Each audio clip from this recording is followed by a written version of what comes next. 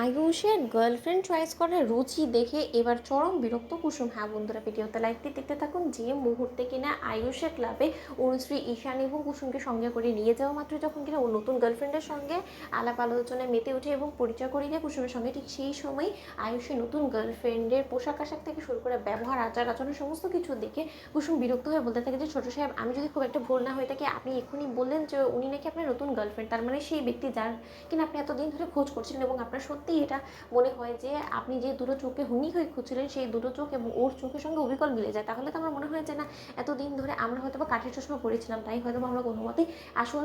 মানুষটাকে খুঁজেই বার করতে পারি। যাক আপনার রুচি দেখে আমার বড্ড বেশি হাসি পাচ্ছে। জানো তো আপনার কী দেখে মনে হলো যে দেবীমা ওকে বাড়ির বড় বউ হিসেবে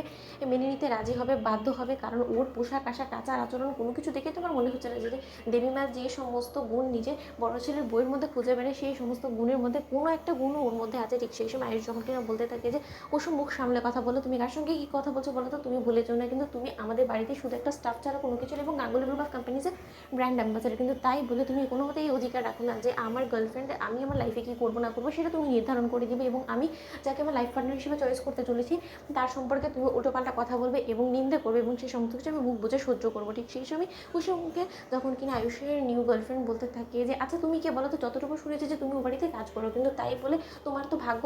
বলতে হবে যে তুমি এতদূর অবধি আজকে এই ক্লাবে অবধি পৌঁছতে পেরেছো, কারণ সচরাচর সব ঘরের লোকেরা তার যাই হোক না কেন বাড়ির কাজের মেয়েকে নিজের সঙ্গে নিয়ে আসে না। এবং আয়ুষ তোমাকে বলি হারি যে তুমি তোমার লাইফ পার্টনার চয়েস করবে, সে জায়গায় একটা কাজের মেয়েরও